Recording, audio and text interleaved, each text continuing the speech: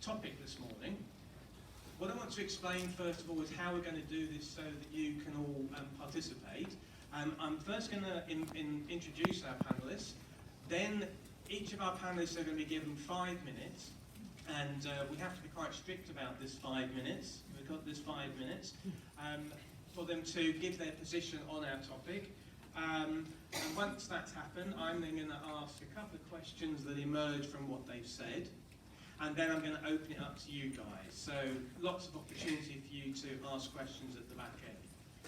So, to start with then, I am delighted to invite our panellists today, and I have to start with an apology because I'm bound to pronounce everybody's names incorrectly, so I'm sorry about that. So anyway, to my far right is Professor Taro Komatsu. Thank you, who is from the Department of Education from Sophia University. And then to my right we have Magnus Westerlund. Is that close? Thank you. Principal from the Gymnasiet Larken in Finland. Fantastic. To my far left we have Kieran Finnerty, who everybody's heard speak, who is a leader of learning projects at Hobsonville Point Secondary School in New Zealand. And then to my immediate left, I'm not quite sure who she is, but she keeps popping up and smiling at me. And she keeps wanting to get in on the act. So that's why we've invited her onto the stage. But hey, so it's Professor Miki Sugimura, Chairperson of the Education Committee, National Commission of UNESCO in Japan. Okay, now, before we start, I want to make a bit of a confession with regards to the topic of education for sustainable development. That is, to be perfectly honest, as a UK person, I was very unaware of this topic. It is not something that is spoken about a great deal in schools at all. So it was a real eye-opener for me and really exciting to hear about the different projects that are going on around the world and, focused in Japan in particular. That is, I think, just a brilliant thing. I was aware of the SDGs, but not aware of this huge amount of work that's gone on linking education into them. And I personally think it's fantastic. But on another note, this week saw the report, a report from that was published from Greenpeace and the Environmental Investigation Agency, entitled "Checking Out on Plastics 2, Breakthroughs and Backtracking from Supermarkets." So to give you a bit of context, in the UK, like many of the countries, and as we saw earlier in the week, plastic bags, single-use plastic bags, had been banned from supermarkets in the UK. But the reality is this: despite that, total plastic packaging used by the UK's biggest supermarkets has risen from an estimated 886,000 tonnes to 903,000 tonnes just a year later. So this, for me, the reason I mention it is because it's indicative of the complexity. The decision to ban single-use plastic bags was clearly a good decision, but the unintended consequences is people are buying the more expensive bags and using them as single-use bags. So it's a very complicated area.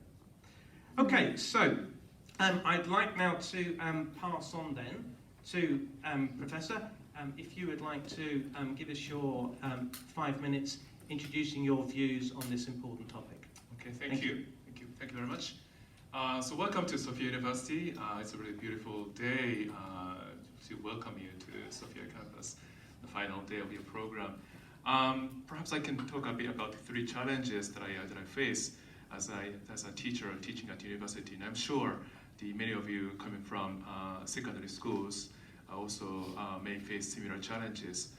First one is let me just take a note. Look at the note. Yeah, I sometimes wonder the young people that we teach will be going to a society that we may not have really any idea about. We are talking about AI replacing half of the jobs that are existing, and so what kind of society would that be? And so it's a challenge because we do not experience that kind of society, but yet we have to teach our young people to prepare for the kind of society. So this indicates, this has an implication for teacher training. Maybe teacher training cannot be simply business as usual. I would think that maybe it requires some kind of paradigm change, that the teachers have to be aware that they have to be also lifetime learners. They cannot stick to simply the existing knowledge. They also have to produce knowledge by themselves, and also with the students as well. So that's the first challenge.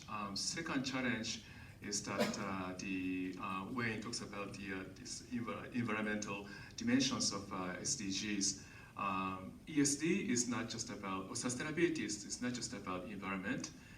As probably many of you know, it has three dimensions: economy, society, and environment.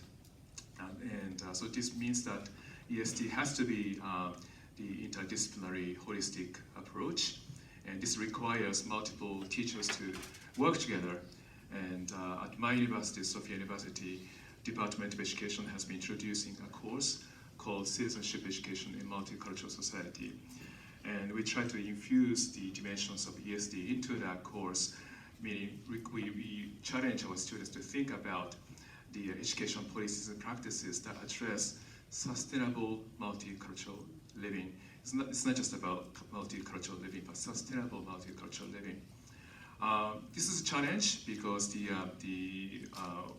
many of us from Department of Education, each of us has a different field.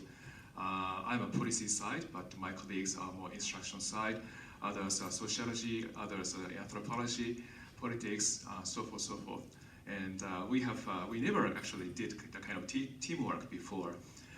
So we introduced this idea of program evaluation, that we designed the evaluation tool to assess the effectiveness of the course. And by doing so, we built consensus as to the objective of the course.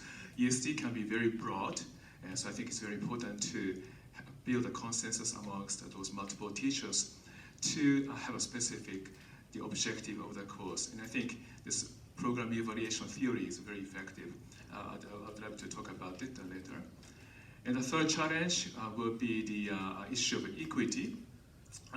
SDG 4, there are 17 SDGs, and SDG 4 specifically addresses education and emphasizes the importance of equity, which was not mentioned in previous MDG Millennium Development Goals. And equity recognizes the diversity of needs, diversity of aspiration of the people, which makes it different from the notion of equality. So equity justifies allocation of resources to certain groups more than others. But this means that we have to be very creative because resources are limited. And so how can we promote things like affirmative action, meaning justifying allocation of resources to certain groups? And but this is also a challenge for many of us teachers to introduce the kind of idea into our teaching. Thank you. I will stop there. Thank you very much. So can I just pick up on one of the points that you were making there? That was really all very interesting, but I was particularly interested in your mention of the interdisciplinarity work. So can you just give us a little taste of that? Yeah, so we have this course called Citizenship Education in Multicultural Society. In Japan, you may have this idea that Japan is relatively more homogeneous than many other societies in the world, but yet we are becoming increasingly multicultural because of shrinking population. Just recently, Japanese government passed a law that allows more foreign workers to come and work and live in Japan. And so for some communities, that becomes a really acute challenge. And we try to give our young people skills and knowledge and attitude, nurture attitudes to live in a kind of communities. But sustainability is a very important notion to it. We want our young people to think how education policies and practices address this issue of multicultural living in a sustainable way. You can always say that, we can welcome foreign people, workers to work, but once the economy picks up, we can ask them to leave. But it's not a sustainable thing. So sustainability is really about thinking things in a very long-term planning, and so we encourage young people to do so. But for that, it requires the learners to have multiple perspectivity, and this means that only one person can only teach that. So we decided to design this course with the multiple teachers. But then again, professor, perhaps similar to secondary school teacher, each of us sort of clings to one particular discipline or field, and oftentimes afraid of go beyond that kind of a territory, familiar territory. But sustainability is really an issue that we all have to think about, whatever discipline you have, and so it's a challenge for all of us. I have to also think about my field, which is education policy and practices in a context of developing countries from sustainability perspective, something that I probably have not done sufficiently before. So it's a challenge for all of us, but then again, ESD is a concept that challenges us to be lifetime long learners anyway. Thank you very much. Okay, moving on then, Magnus. Can you give us your take on the education for sustainable development? Thank you.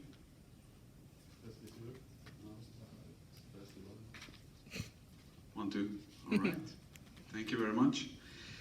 Yeah, I'm a school leader from Finland, and I would like to tell you about the school from ESD and from a school leader perspective.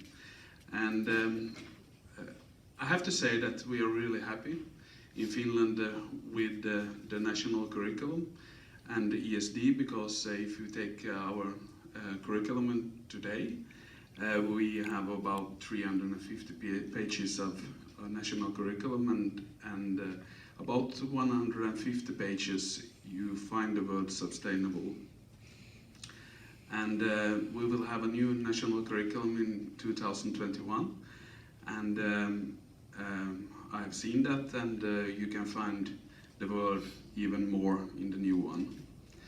So if you start from this point of view, so we have it in our national curriculum, so we need to take it into our schools, and that's the challenge actually. And the challenge is how can we do that? How can we take this into the school, and the teachers take it to the students? And we, in our school, we started from 3 key points actually. We started from engagement and cooperation or collaboration and balance. And these are our school's 3 keywords. And the engagement is, in my opinion, really important. But from a school leader, you should ask the question that, should I take it down, or should it come from the teachers? That's the main question. And it's quite hard, because does it come from above down to the school, or from the teachers or the students up into the school? And that's really important in my opinion. The other one is collaboration. I think it's really important. It can start from 1 or 2 or 3 teachers, or from the principal and the students, but it needs to go further down and grow from there. And you can have worldwide organizations like UNESCO to help for this, or you can do it within your school. And then the third key point, in my opinion, is the balance, because we need to have balance in everything what we do. We need to see everything from different points of view, and we need to see that the coin has 2 different parts, and you need to have evidence for everything what you do in the school. So that's mainly my 3 points of view that I want to. Thank you very much. As many of you will know, Finland is the place to go if you're an educator to find out how the Finnish do it. And what tends to happen in the UK, they go to Finland, see all the amazing things that happen in Finland, and then come back and say, yeah, but that won't work here. We can't do any of that. So they take a completely different approach. One of the things I particularly liked from what you were saying was this bottom-up, top-down thing. So how, presumably part of your argument is that you want to encourage more bottom-up. Yeah. So how do you go about doing that? Listen, encourage, engagement and say that this is a great idea, let's go for it. Let's leave it at that. Thank you very much. Thank Okay, brilliant. Kieran, moving on to you, sir. If you would like to give us your thoughts on ESD. Certainly. Tēnā koutou katoa. I'm Kieran from New Zealand. I must confess to a little bit of imposter syndrome sitting amongst such august and learned company. But perhaps I can offer a perspective from being a secondary school teacher on the ground with students, and also perhaps from being from a essentially bicultural but also increasingly multicultural society. In New Zealand, I'll give you a brief taste of how we do it. Education for Sustainability is its own subject. We have a system of assessment called NCA, which is our National Certificate of Educational Achievement, and under there it's a standards-based system. A teacher can pick standards to put together a course, and Education for Sustainability is its own course. It's still essentially multidisciplinary because it's a fusion of science and social science together, but it is given a lot of importance in assessment, something which I think is quite different to the way we do it as opposed to, I think, what we saw at the secondary school visit here in Japan, is that we can use Education for Sustainability to actually contribute to a student's qualifications. So it's not an extra thing that doesn't help with some sort of high-stakes entrance exam. It is something which is given equal importance to and equal assessment worth to other subjects, and so students can see a lot of value in that. Something else which is what I quite like is that it is also essentially project-based. I am a great proponent of project-based learning. It's my job at school to be sort of middle management with our project-based curriculum. What's nice about this Education for Sustainability subject is that it assumes that a student will be undertaking some kind of project in order to complete it. The reason why I quite like this is because I think there are certain things we need our students to be once they graduate school in order to have a sustainable society. And it's not enough to simply learn about education for sustainable development. It's not enough to learn about sustainable development or sustainability. Students need to put those ideas into practice in order to actually practice being sustainable citizens. So it's not enough to simply say, in the future, one day, with this knowledge, you can be a sustainable citizen. It's important to say, we're going to be sustainable citizens now, and you can keep doing that later, so that they know what to do. I think that's very important. And a key thing there is, first, students need to be able to find their own problems. We talk about problem solving quite a lot, but I think a key aspect of critical thinking, which is sometimes overlooked, not always, of course, is problem finding. And problem finding is actually quite difficult, especially when you're thinking about relevant actions a student can take in the local environment in order to affect sustainability. And this is actually a very hard thing. So something I have to do as a teacher with projects is go out with students into the local environment, and we find problems, and we discuss problems, and we spend some time just talking about problems that we find without yet thinking about how to solve them. We talk about 3 pillars of sustainability. We actually have 4 in New Zealand, and we consider problems around all of them. Sure, we have economic sustainability, and so we go and talk to small businesses, and we find out what are their struggles, what are they dealing with, are they sustainable or not. We talk about environmental sustainability, so we go around to the local environments. We look at ocean and sea life. Fortunately, we're quite close to the coast, which is nice. We look at forests and mountainous areas. Fortunately, we're quite close to those as well. We're quite lucky there. And we also look at sort of the urban environment and how that might be more sustainable for our local wildlife.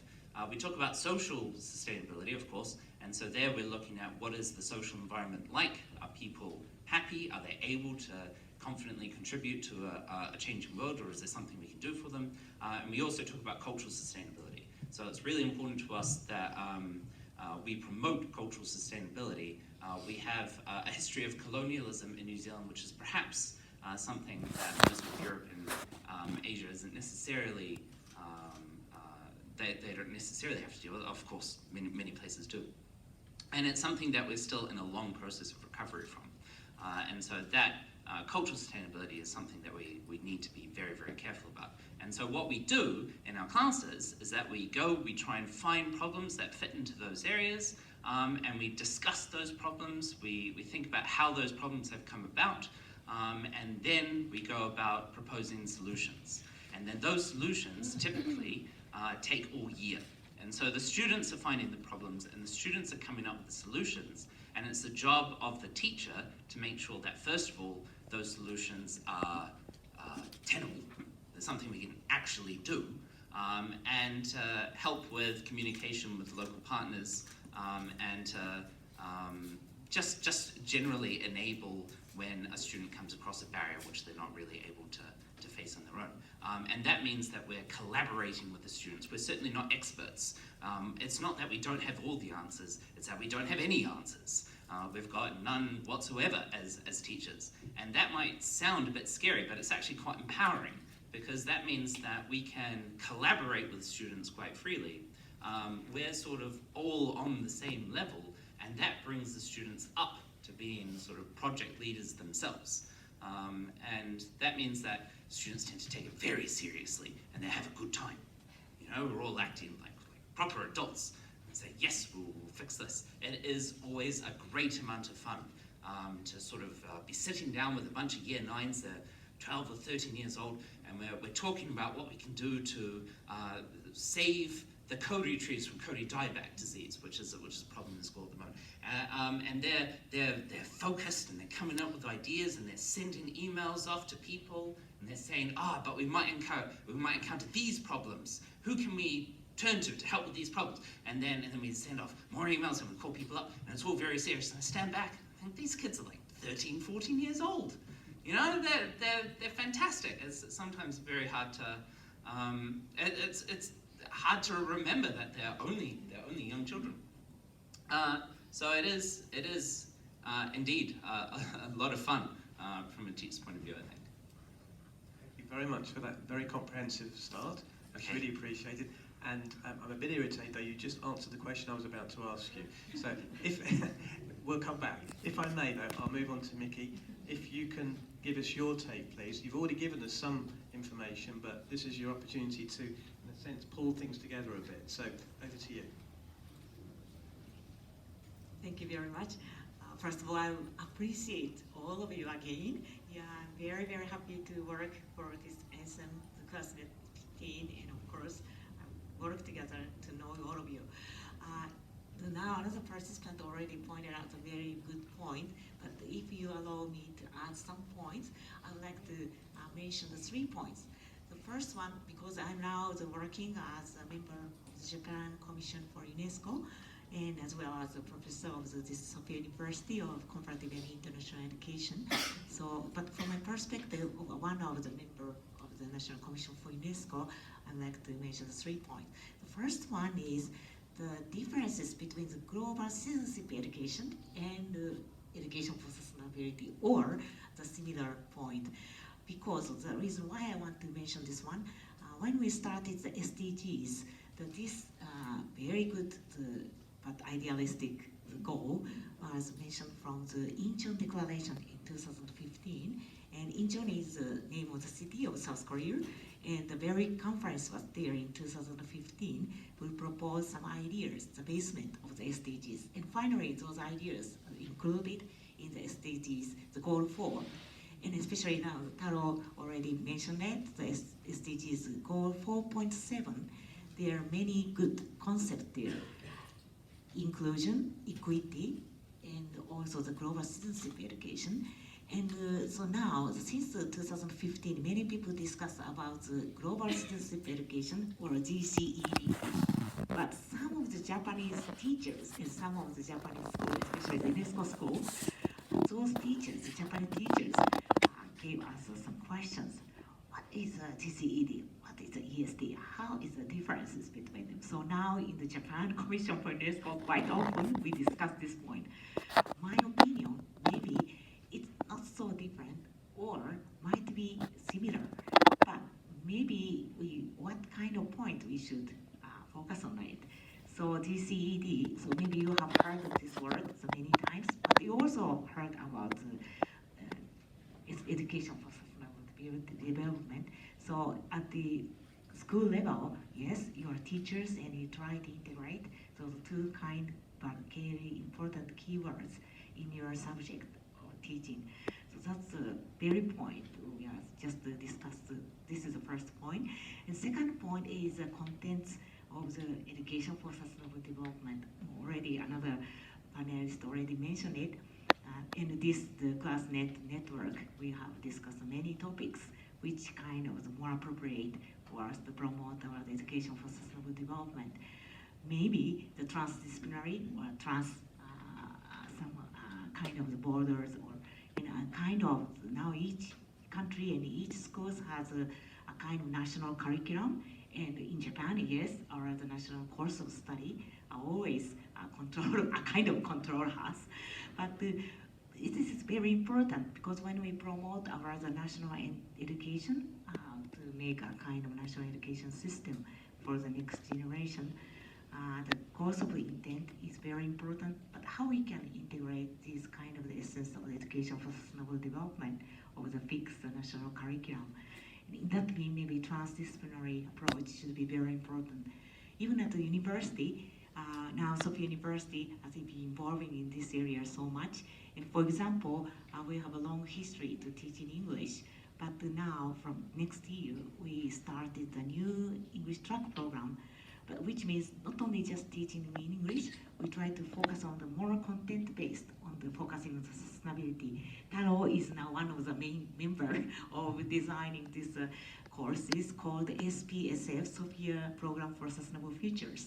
So we need to more qualify the program to elaborate our program and to cherish the next generation's young leaders to be a global citizenship. So that's the point, what kind of content we should into the education for sustainable development. And finally, last but not least, more important project we need to is maybe evaluation or assessment. Yes, the ESD is very important, but how we can evaluate the final stage of the after teaching or leading or some facilitating your program. Because every teacher are required to mark, record, and in Japan it's same. We have a lot of UNESCO school, as maybe most of you have already known, more than 1,100 UNESCO school in Japan. In all over the world, 10,000 UNESCO schools, so about 10% UNESCO school here in Japan. But many teachers are struggling with trying to keep and elaborate their program better. But at the same time, they try to find a way what kind of competency or what kind of skills we need to evaluate our marks. And quite recently, I joined one UNESCO informal meeting which discussed about some rubric model of the students' learning outcome. This is focusing on more higher education, but UNESCO has already developed some of the rubric cubes, how we can evaluate the student learning outcome in the first primary or secondary level. And they are now focusing more on the creativity, critical thinking, those elements from the 21st century skills through the 21st century learning model. Very idealistic, but nobody knows how to evaluate those skills. And of course, your teachers, so you have some ideas, so if you can listen to us or listen to your ideas, each other, I think it's very good. So maybe differences between GCED and ESD and content-based curriculum, and finally how we can evaluate or to engage with evaluation. Thank you very much, but I'm not going to let you get away with that. You must have some ideas about how we might evaluate. Yes, right. I must be one responsible for this one as a teacher. Thank you. My idea. Your idea. Oh, thank Yes, you yes, very much. Yeah, actually, for example, in Japan now is a primary and secondary school record. Every children or students can get a kind of the, for example, marks number 5, 4, 3, 2, 1. And every teacher must mark to every student. But to tell that, I think some of your countries are different record, descriptive or something. So I think maybe ESD or this area, we cannot fix maybe the concrete marks. We try to explain the students what kind of progress you have or what kind of learning you had. So in that means maybe my ideas, maybe this area is a little difficult, but mark it, and sorry I don't have any good answers, but sorry. But now we are now Sophia University also involved in this project. Another project by the OECD now has trying to develop the rubric cubes in the creativity and critical thinking evaluation. So now Sophia in another international Christian University of Japan now involved in this project, and we try to make up the rubric cubes.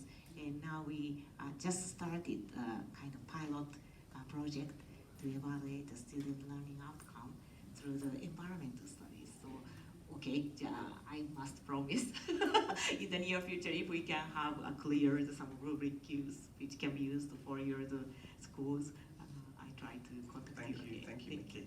Okay, before I move on, I just want to point that many of you probably over your years in your youth perhaps, or maybe still now, have spent a lot of time on stages, and you have the bright spotlights, yeah? And one of the things that this does is it makes you very hot. And I just want to point out that because of these windows, all of the panel here are getting cooked from behind. So if we start to sweat a lot, it's not that we're stressed, it's just that we're really